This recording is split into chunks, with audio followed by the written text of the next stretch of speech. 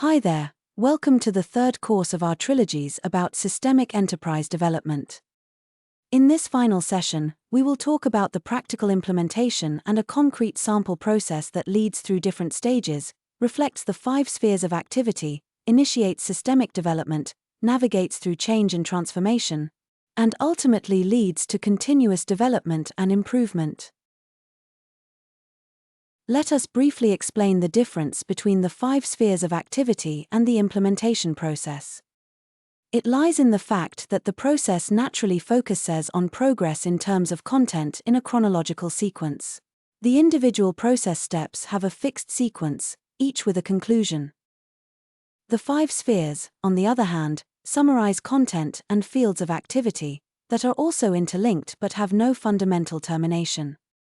On the contrary, while the process is being completed, the people involved will presumably spend several times and repeatedly in the individual spheres of activity.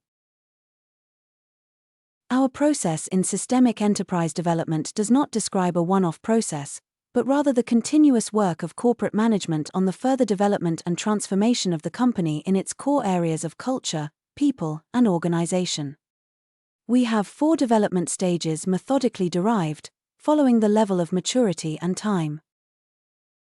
The first stage is aligning awareness.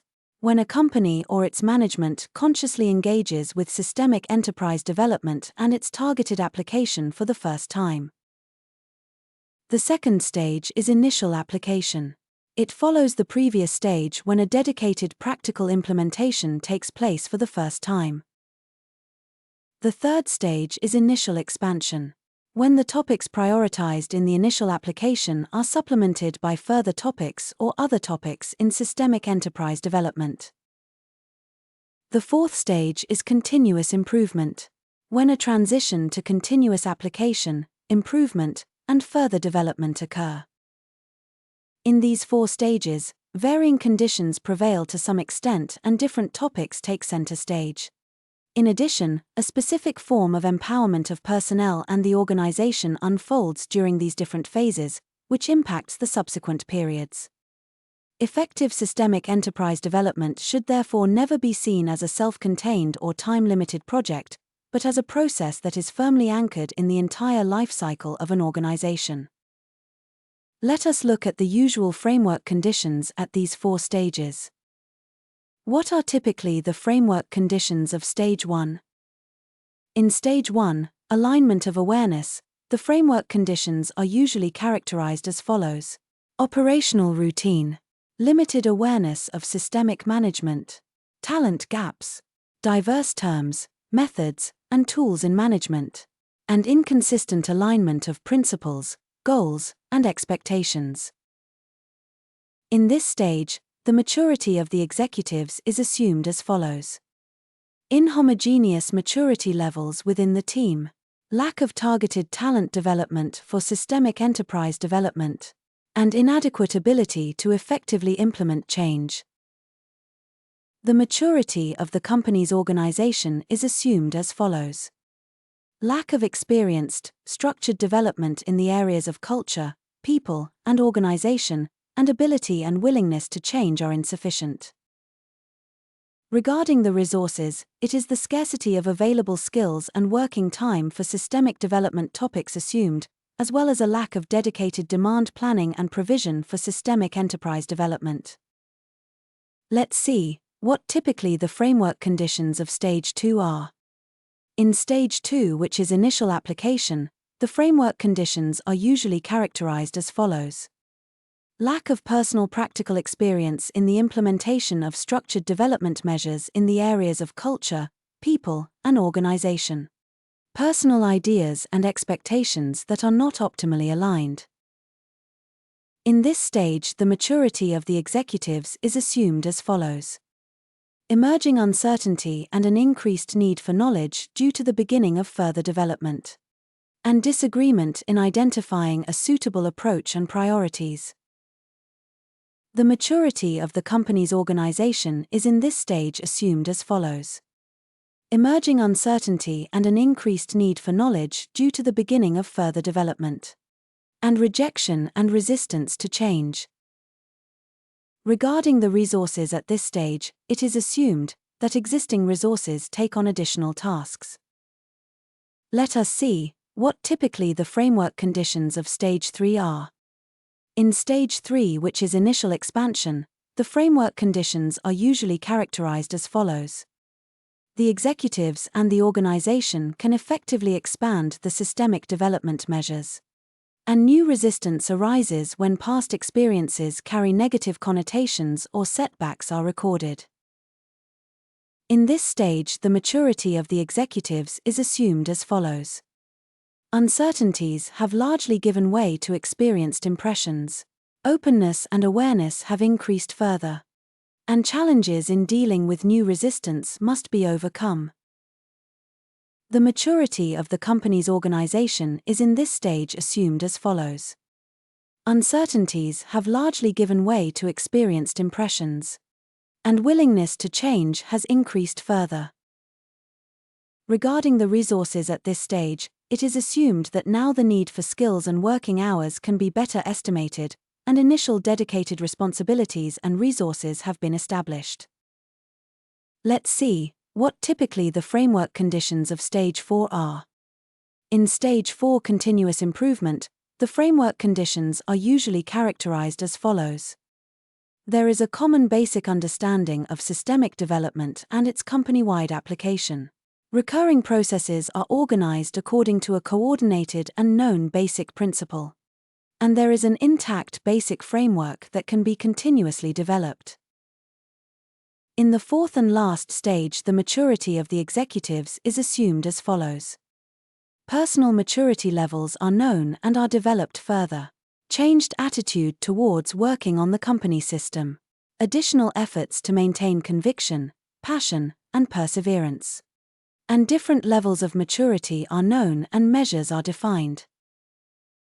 The maturity of the company's organization is in this stage assumed as follows. Different levels of maturity are known, and measures have been defined. Organization has experienced structured development in the areas of culture, people, and organization. And firmly established handling of change. Regarding the resources at this stage, it is assumed that now the responsibilities and the necessary resources for long-term application and improvement are assigned and available. We can see that our four-stage process model also takes into account the findings and assumptions of the change curve and comfort zone approaches.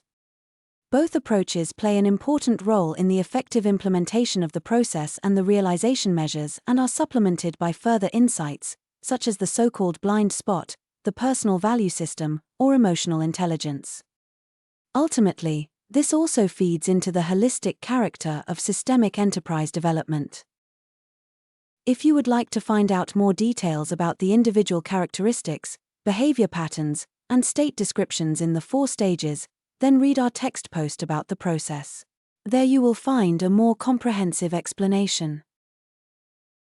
Let us now look at the inner procedure of the 4 stages and how to implement them. In the first stage, the focus is on expanding knowledge and building understanding. This begins with the entrepreneur or those at the top of the company and should subsequently be passed on to the relevant executives. The sequence is crucial here, as the company's top management should first formulate their ideas and raise personal awareness before transferring these concepts to others with their expectations and goals. Company practice often shows that the formation and transfer of this awareness from the core of the company lacks the necessary acceptance and commitment to make it a lasting success. Entrepreneurs and executives who are still acquiring the necessary basic understanding and knowledge, or who want or need to expand their knowledge and awareness, should take the appropriate time to do so. There are countless sources of knowledge, guides, and specialized literature available. We have put together a comprehensive 360-degree overview of what we consider to be the most important elements. We have divided the 3 pillars of culture, people, and organization into 22 elements. We have described each of the elements and defined application and development approaches. We have placed all the elements in context and analyzed them from a systemic perspective. Users in the first stage can acquire the necessary knowledge and expertise through self-study or with external support. We have created a roadmap for this in our approach and offer all content in text form or as an audible or podcast so that the first phase of familiarization does not immediately become a success killer. The second stage of initial application is strongly characterized by recording and assessing the current situation. The implementation of the initial elements requires the realization of personal and collective maturity as well as the greatest needs and gaps. The aim is therefore to identify the appropriate measures to initiate self-improvement and enhance the organization of the company. We divide the second stage into 4 analysis steps. The first is enterprise situation and environment analysis, followed by the determination of the maturity level of executives and of the organization, and the derivation of requirements for improvement or need for action. To this end, we have defined an interlinked series of individual analyses and assessments and described them application-ready. We have summarized these in our radar section. Sample tools and video tutorials are available for each step. The final part of the second stage is action and task planning and monitoring, which involves the initial implementation of a select few essential measures and improving the level of maturity. We have mapped our approach into a workout tool that fits this process and is organized according to different stages to derive and implement these measures. One note on practical application is that in the second stage, during the initial implementation, care must be taken to ensure that the scope and type of development measures selected and implemented correspond to the level of maturity and capabilities of the responsible persons and the company organization and are appropriately limited. The expansion takes place in the subsequent stage. By the fourth and final stage of continuous improvement, the necessary instruments, methods, and tools should be fully anchored in the company organization. The responsibilities for the individual components and the necessary resources must also be established and embedded. The principles and understanding of the elements of systemic enterprise development should be known and firmly anchored among executives. The organization should have become accustomed to this structured approach to work and handle it more effectively. The recently used process and its components and tools serve as a reference work, orientation aid, and source for future developments and extensions. At this stage, both the company and its executives should be so well established and external experts only need to be involved on a case-by-case or project-by-project basis. This was the final part of our trilogy about systemic enterprise development.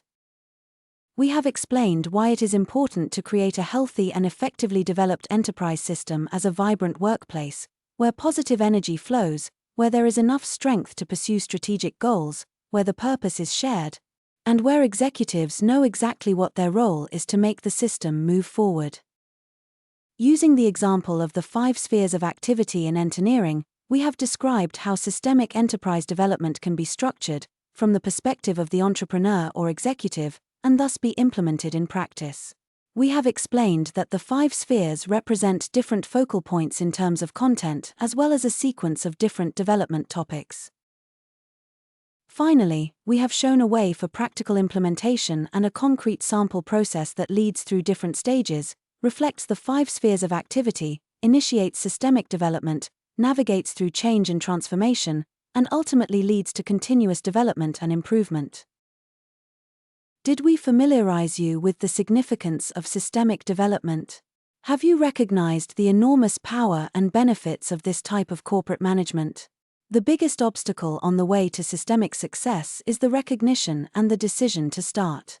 Everything you need for a structured start is right in front of you.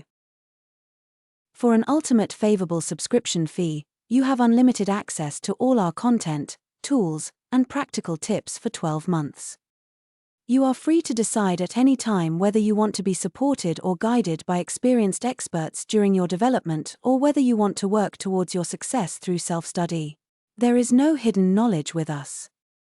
In our view, this is how self-empowerment accompanied by smart counseling works in the digital age. Learn more about systemic enterprise development through our content, tutorials, and podcasts by visiting enterneering.app. Thank you for your attention and interest, and stay tuned.